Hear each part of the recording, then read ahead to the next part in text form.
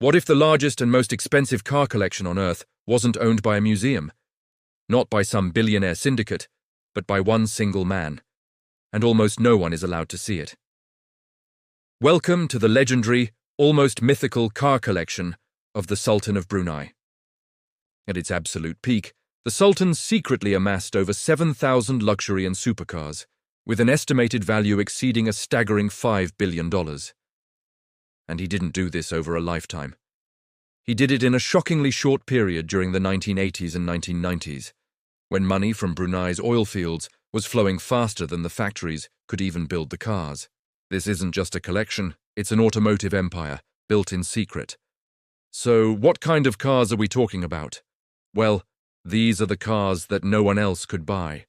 The Sultan didn't just order from a catalogue, he rewrote the rules of the entire automotive industry. Take the Ferrari F40. Ferrari officially produced a limited number, all in red. But the Sultan? He reportedly ordered multiple F40s, including custom colors that Ferrari had never offered to the public, like yellow and even green. This was something almost unheard of for such a sacred and iconic model.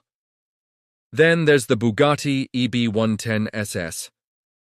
Long before Bugatti's modern revival with the Veyron and Chiron, the Sultan was quietly acquiring several EB110s.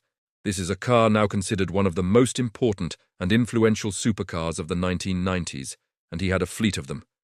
And what about the McLaren F1, the undisputed king of 90s hypercars?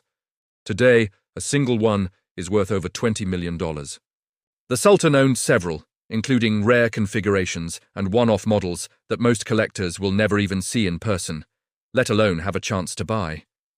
But his obsession went far beyond supercars. When it came to Rolls-Royce and Bentley, the Sultan's collection went beyond excess into the realm of fantasy. He is believed to own hundreds of Rolls-Royces, making it the largest private Rolls-Royce collection in history. But here's where it gets truly wild and a bit controversial. Rolls-Royce built one-off, completely bespoke cars exclusively for him. We're talking custom SUVs decades before Rolls-Royce officially launched the Cullinan. He commissioned cars with gold-trimmed interiors and unique body styles that were never ever approved for public sale.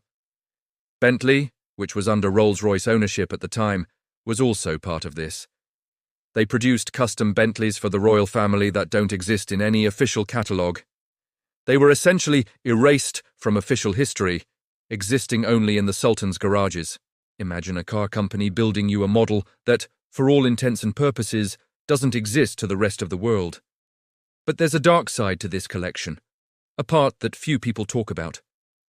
The sad reality is that many of these incredible machines were never driven. Some, reportedly, still have the delivery plastic on the seats, decades later. As Brunei's oil wealth began to face challenges, troubling rumors started to emerge. Stories of entire warehouses filled with cars being left untouched, abandoned. Some of these priceless vehicles began to deteriorate due to the hot, humid climate and poor storage conditions. It's feared that certain ultra-rare models, these one-of-a-kind creations, may now be lost forever, rotting away in a forgotten corner of the collection. It's a collection so vast, so enormous, that even its owner might not know exactly what he owns anymore. So, why will a collection like this never be repeated? It's simple.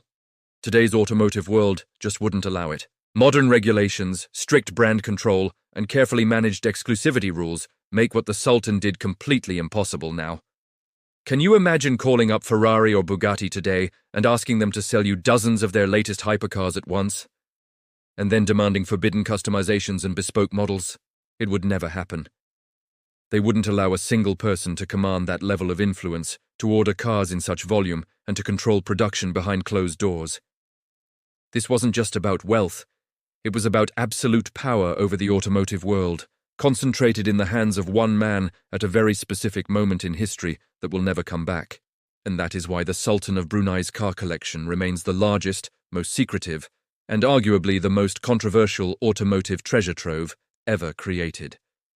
A forgotten kingdom of chrome and steel that the world may never fully see. Thanks for watching.